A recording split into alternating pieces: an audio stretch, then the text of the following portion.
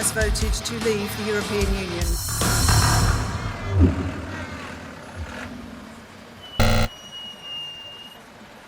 Hola, soy Pedro Salinas y esto es Rajes del Oficio. Vamos a continuar esta semana comentando la guerra en el Oriente Medio porque la cosa sigue increyendo a niveles espeluznantes, aterradores, y la muerte de civiles sigue creciendo de una forma abrumadora.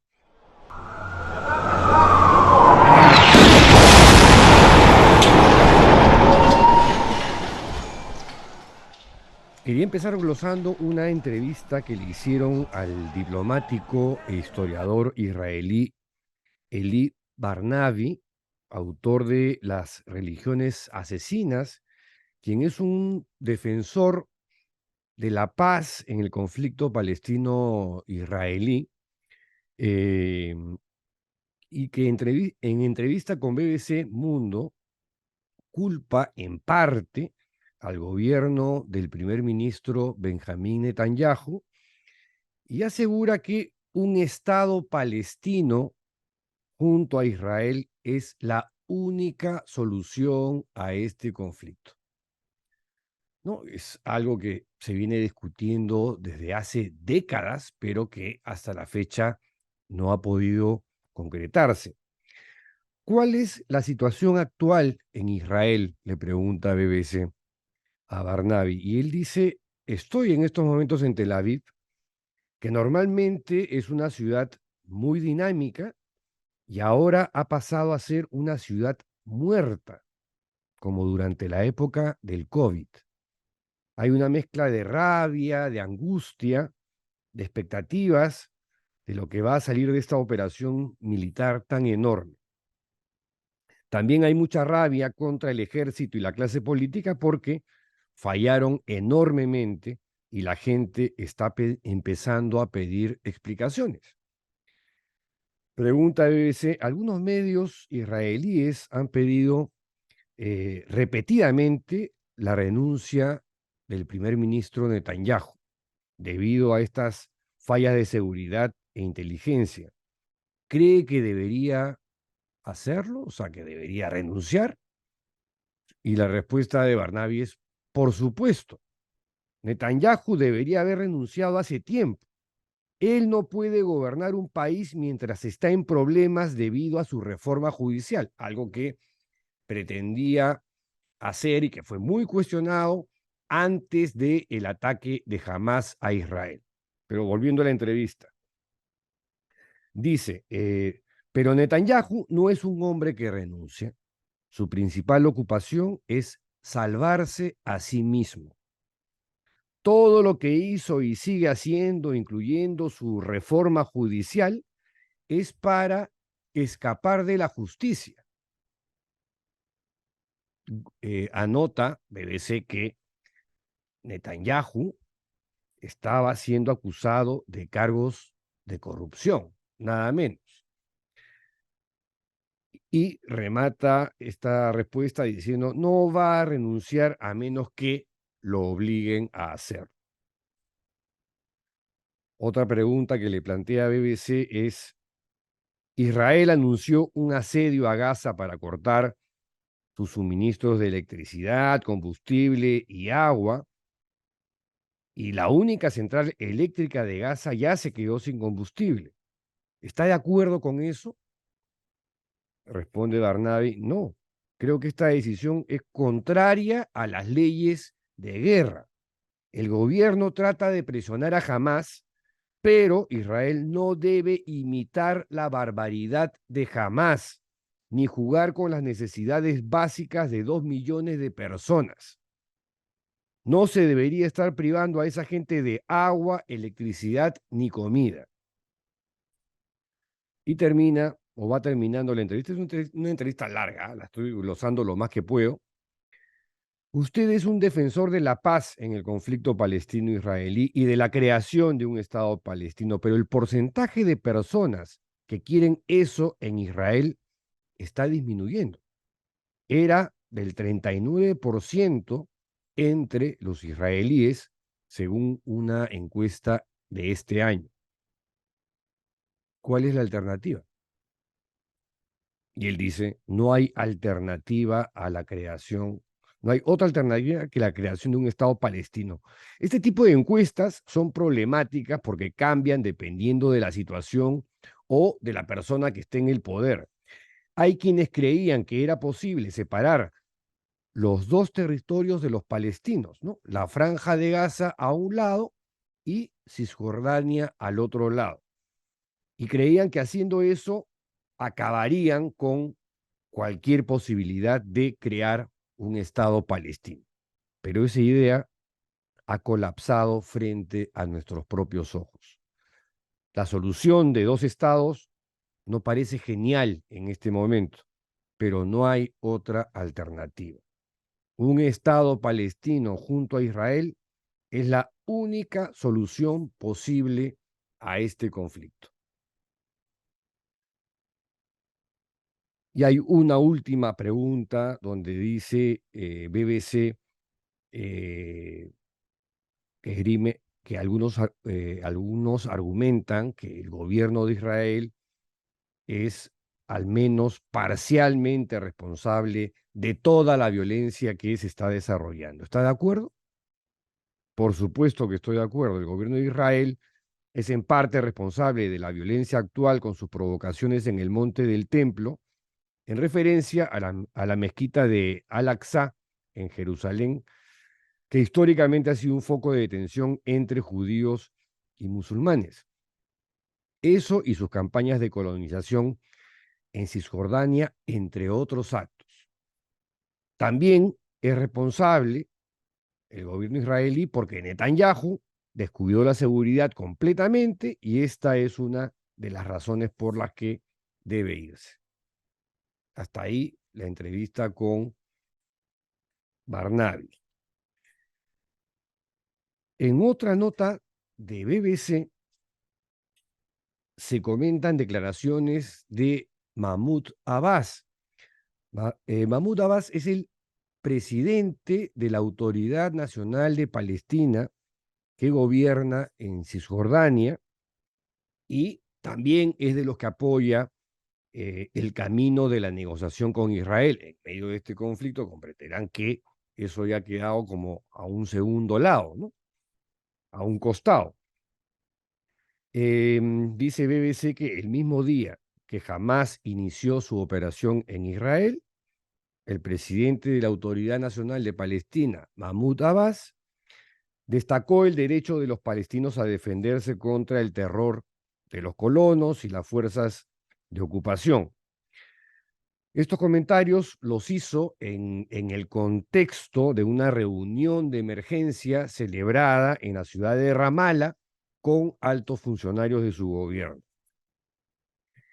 Y el Ministerio de Asuntos Exteriores de la Autoridad Nacional de Palestina, con sede en Cisjordania, publicó además en redes sociales una declaración en la que decía que han advertido repetidamente contra las consecuencias de bloquear el horizonte político y no permitir que el pueblo palestino ejerza su legítimo derecho a la autodeterminación, culpando a Israel de la destrucción del proceso de paz.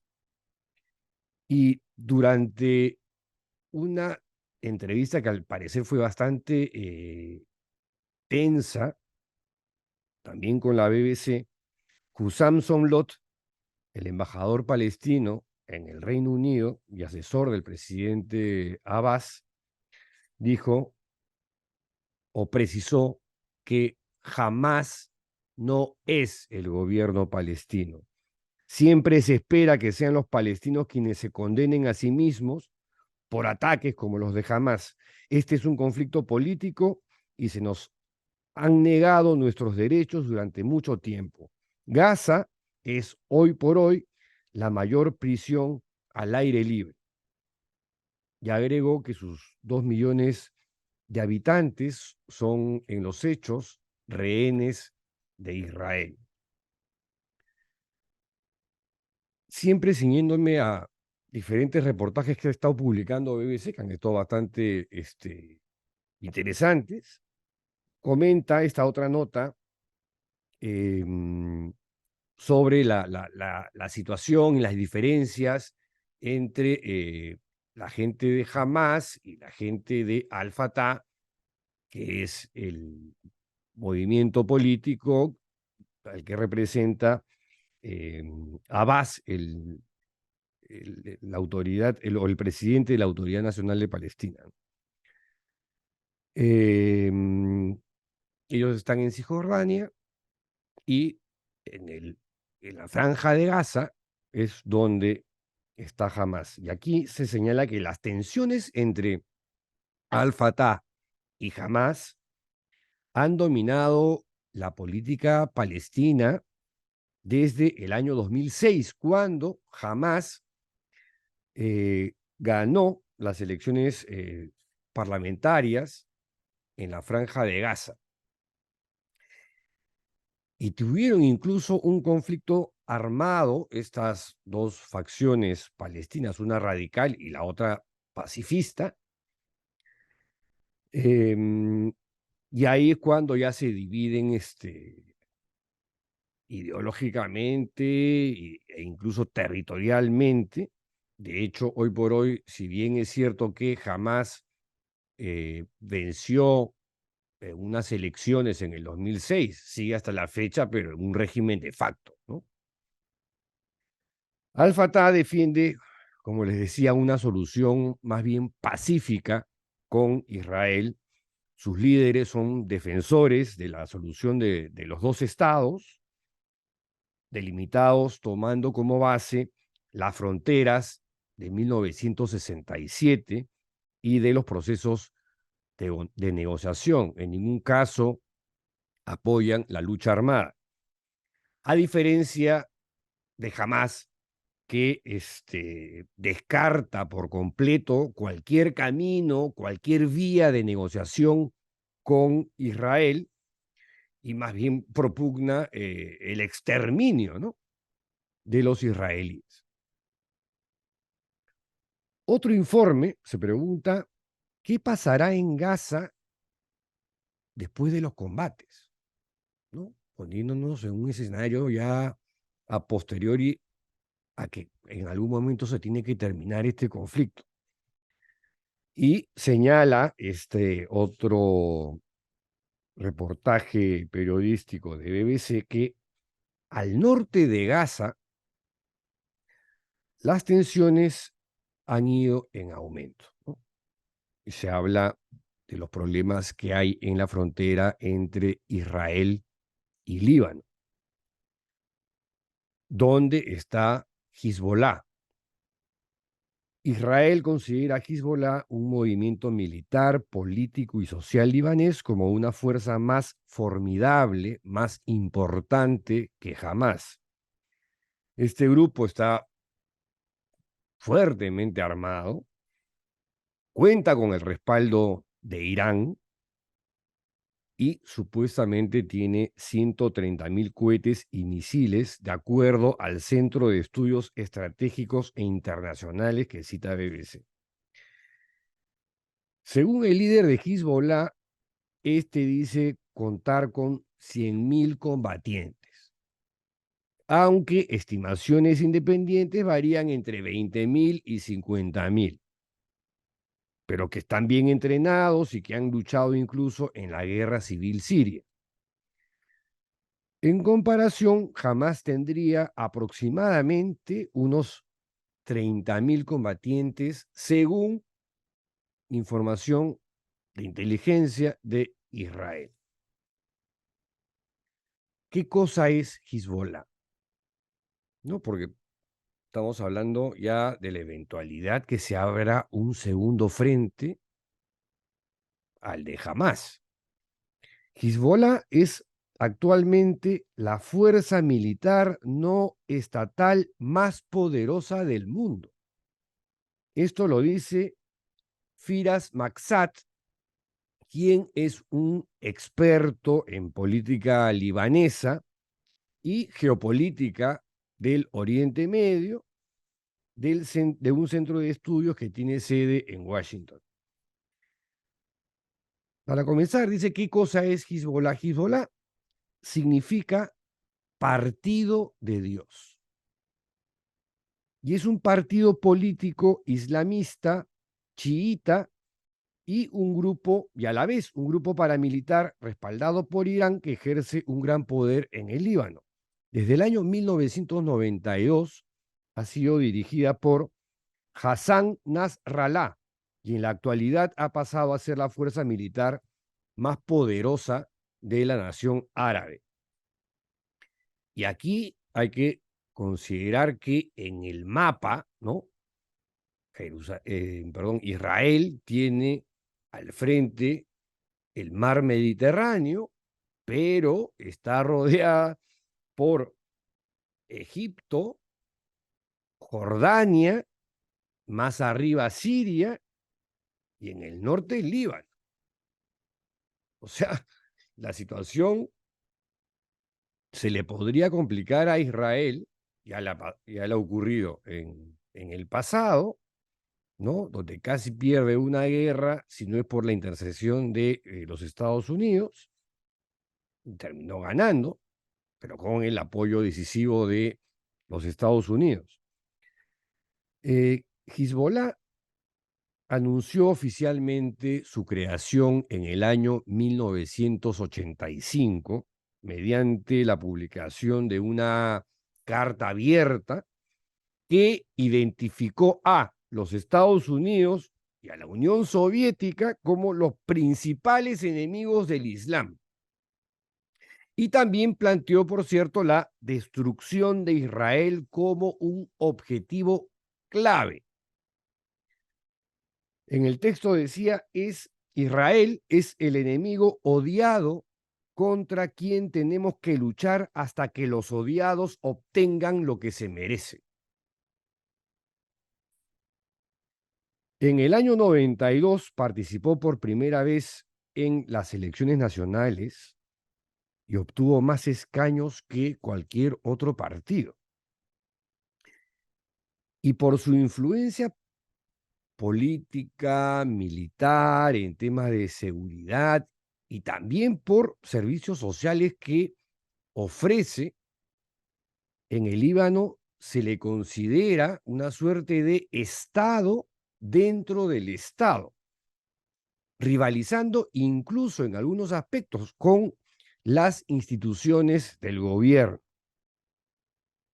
Sus capacidades incluso exceden a las del ejército libanés, para que tengan una idea. Esto lo dice nuevamente BBC, que es la fuente que estoy usando en esta oportunidad. La última vez que el grupo militante libanés de Hezbollah se enfrentó a Israel fue en el año 2006. Más de 1.125 libaneses, la mayoría civiles, para variar, murieron durante los 34 días que duró este conflicto, así como 119 soldados israelíes y 45 civiles israelíes. Hezbollah se sobrepuso después del conflicto y desde entonces aparentemente habría mejorado y ampliado su arsenal, su armamento y habría reclutado a decenas de nuevos combatientes. ¿Qué tan poderoso es Hezbollah? Entre otras cosas, al parecer cuenta con cohetes de largo alcance, tan de largo alcance que, según BBC, podrían adentrarse en lo más profundo de Israel. Maxat, el experto en temas de seguridad y de geopolítica en el Oriente Medio, considera que una guerra ya de esas totales, ¿no?, entre Hezbollah e Israel sería devastadora tanto para el Líbano como para Israel. ¿Cómo se financia? Según el Departamento de Estado de los Estados Unidos, Irán proporciona a Hezbollah la mayor parte de su financiamiento, además de entrenamiento, además de armas, además de explosivos. Eh, y Teherán, la capital de Irán, también le facilita ayuda política, diplomática, monetaria y organizativa. Esto según Washington, ¿no? Y aquí la pregunta clave es, ¿se implicará, se involucrará Hezbollah en la guerra entre Israel y Gaza? Según el experto consultado por BBC, Hezbollah es, en los hechos, la primera línea de disuasión para que Israel no ataque el programa nuclear que tiene Irán. Y por eso, y esta es una especulación de él, ¿no? Irán preferiría que no se involucre y que se mantenga más bien ahí en su sitio. Pero claro, el mismo Maksat, el mismo experto, cree que si Israel se mete a fondo, ¿no?, en una táctica militar de tierra arrasada, como ya está anunciando que va a hacer, que va a entrar por tierra, y por eso que ha pedido que los palestinos de Gaza abandonen sus hogares y abandonen toda la zona norte de la franja. Maksat cree que si se llega a una situación así de extrema, los dirigentes de Irán y del Hezbollah van a tener que tomar ahí sí una decisión. Dice textualmente, deberán decidir si se sientan y ven cómo Israel desmantela a sus aliados palestinos o si se unen a la lucha para salvar a Hamas.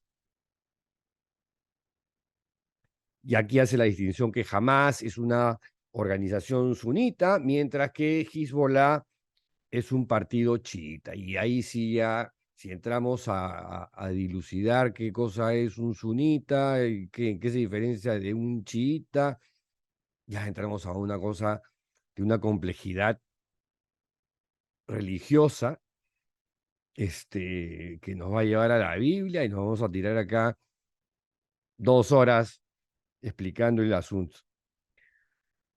Bueno, y a la pregunta ¿qué pasará en Gaza luego de esta conflagración? Según Israel, Israel solamente quiere eliminar a Hamas, ¿no?, y que no hay razón para pensar que quiera volver a ocupar esas tierras, aunque en la práctica ya lo está haciendo en un montón de sitios, todo hay que decirlo, ¿no? Eh, Israel dice que no quiere volver a ser el gobernante cotidiano de más de 2 millones de palestinos resentidos.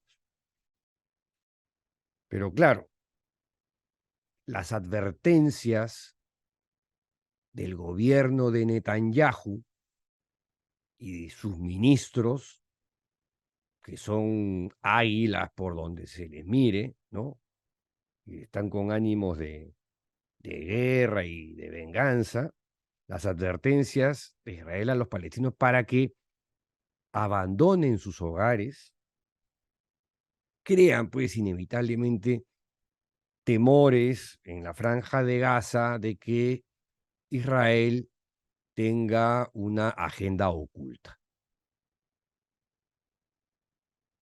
y que se pueda repetir, como dice BBC, la Nakba, la catástrofe de 1948, cuando cientos de miles de palestinos huyeron o fueron expulsados de sus tierras y de sus hogares por las fuerzas israelíes. Y el otro gran tema es la reconstrucción de Gaza, que ya en este segundo está absolutamente destruida. Y la pregunta que se hacen muchos, ¿no? ¿Esta situación podría desencadenar en una tercera guerra mundial? BBC da cuenta de lo que ya está haciendo el principal aliado de Israel, que es Estados Unidos, cuyo presidente Biden ha ido en estos días a reunirse con Netanyahu. Eh, Estados Unidos acaba de desplegar dos grupos de portaaviones en el Mediterráneo. Uno es el portaaviones Gerald Ford y el otro es el Eisenhower. Y claro, la idea ahí es enviarle un mensaje muy claro a Irán, ¿no? Compadrito, no te metas porque, mira, te estamos apuntando. O sea que mantente al margen de lo que está pasando en Gaza. Lo que dice BBC es que si después del conflicto se pasara a una suerte de guerra fría, bueno, van a haber impactos en la economía y qué sé yo, pero va a impactar el precio inicialmente en las bolsas, pero el problema se va a centrar, asumo, fundamentalmente en los precios del petróleo. El asunto es si pasa una guerra más caliente, y aquí lo que dice BBC pronostica que se desencadenaría una conflagración de importancia mundial, pero focalizada en el Oriente Medio, ¿no? Y ahora sí, ya, y sobre lo último, que es para mí lo más grave que ha pasado esta semana, que ha sido la masacre del día martes, donde se ha bombardeado a un hospital en Gaza y ha producido la muerte de más de 500 civiles.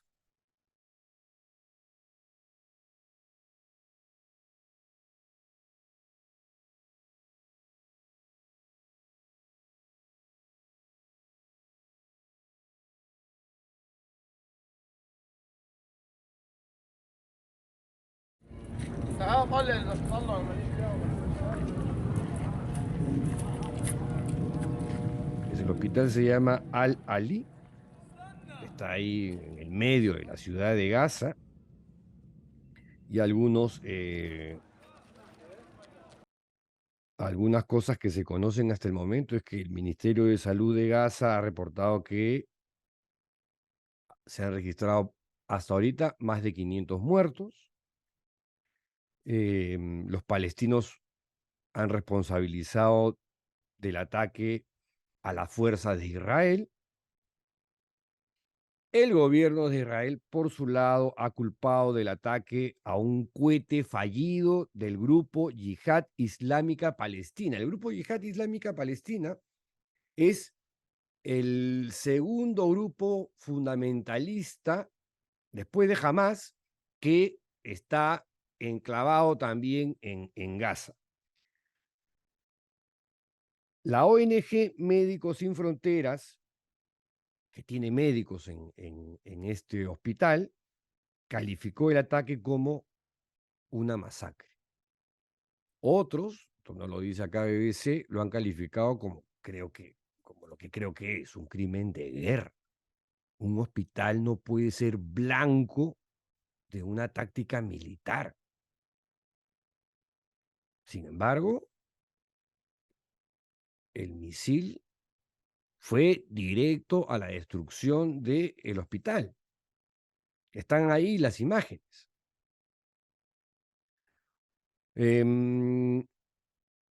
Y da cuenta también de lo que ocurrió, ¿no? Una cosa inédita, Jordania. Biden, el viaje de Biden, además de abrazarse y darse la mano con Netanyahu y mostrar y hacer que esa foto dé la vuelta al mundo y mostrarle al planeta que Estados Unidos mantiene su lealtad con su aliado Israel. Em, Además, se iba a reunir con el rey de Jordania, con el presidente de Egipto, con Mahmoud Abbas, el presidente de la Autoridad Nacional Palestina, para ver los temas humanitarios, lograr que la ayuda humanitaria acceda a Gaza, porque han bloqueado también la ayuda humanitaria de varias ONGs muy importantes, y buscar espacios de refugio para que los civiles no se vean afectados, para que no mueran a pastos en esta guerra, ¿no? ¿Qué ocurrió?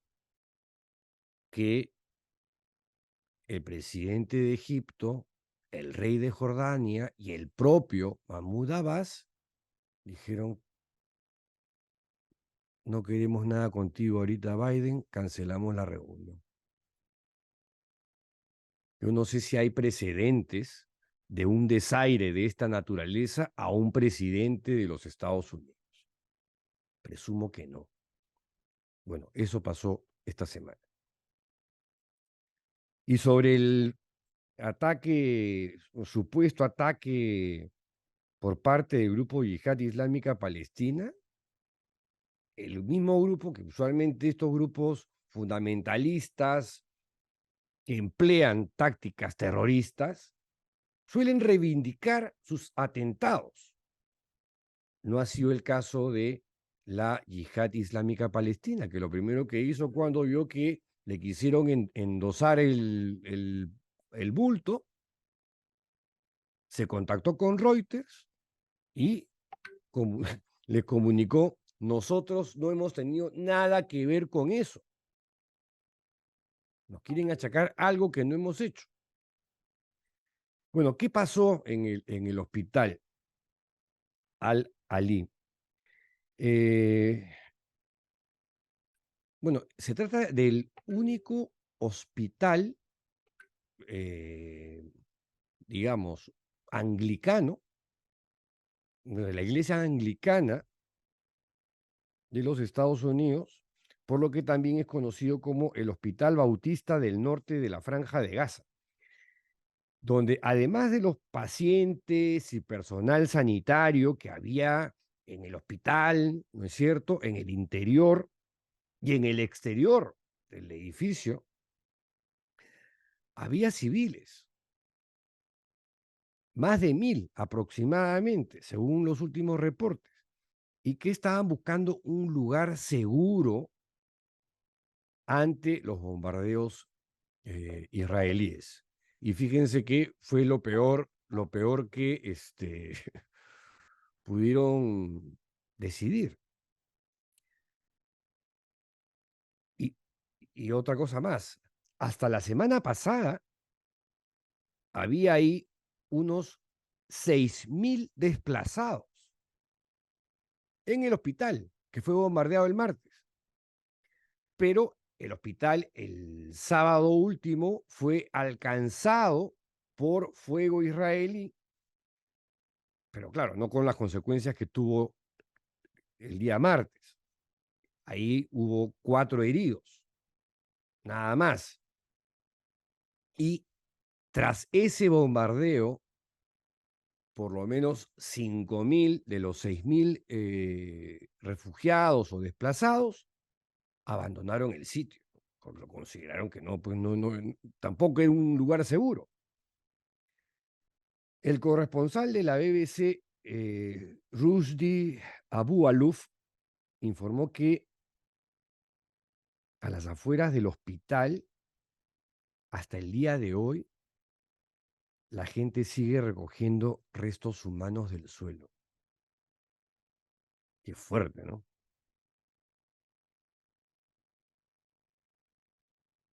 Y acá está la información de que la Yihad Islámica Palestina, que es el segundo mayor grupo islamista de la región después de Hamas, negó su autoría en una declaración enviada a la agencia Reuters. Por su parte, Mahmoud Abbas, el presidente de la Autoridad Nacional Palestina, que ya les dije es independiente de Hamas, no tiene nada que ver con Hamas, dijo que en este caso, con la masacre del martes, Israel ya había cruzado todas las líneas rojas. La Organización Mundial de la Salud, la OMS, también se ha pronunciado en un comunicado condenando enérgicamente el ataque. Ha dicho, se debe respetar el derecho internacional humanitario, lo que significa que la atención de salud debe protegerse activamente y nunca debe ser un objetivo. Médicos Sin Fronteras también se sumó a las condenas. Se trata de una masacre, dijo. Este derramamiento de sangre debe terminar, ya basta. El secretario general de Naciones Unidas, Antonio Guterres, estoy horrorizado por la muerte de cientos de civiles palestinos. Y ya para terminar, me topé con esto, ya no está en la BBC, esto me lo encontré en el diario.es. Se trata de un blog que escribe o escribía, ya no estoy seguro, una chiquilla palestina de nombre Janine Harara, que fue extraído aparentemente antes de que empiecen los cortes de luz, de energía eléctrica, de agua, de gas, combustibles, todo, donde pretendía en su blog narrar de alguna forma la vida cotidiana en medio de esta conflagración. Voy a citar solamente algunas de las partes de su texto, que es un texto bien extenso, y empieza diciendo, desde que empezaron los bombardeos, el silencio impregna las noches dentro de casa. Nadie se mueve. Mamás, padres y ancianos esperan su muerte. Las noches son duras, sin dormir, con el sonido de las bombas, de cristales rotos. El cielo de Gaza es gris humo. Los gritos de bebés y gente inocente lo invaden todo. Una de mis amigas, Tamara, y su familia, perdieron su casa en el norte de la Franja de Gaza, en el barrio de Beit Hanun. A pesar de los peligros de ser atacados, la gente prefiere intentar moverse para llegar a un lugar tranquilo, pero no hay un lugar seguro en Gaza. No he vuelto a saber nada de Tamara. La situación aquí es miserable. Cuando caminas te encuentras con niños a tu alrededor pidiendo agua y te sientes inútil. Los ataques aéreos israelíes han arrasado edificios residenciales, librerías, mercados y tiendas próximas a las escuelas refugio de Naciones Unidas. Esta situación no había pasado antes. Estamos traumatizados. Nuestros hogares deberían ser nuestro refugio, nuestro lugar seguro, pero ya no lo son.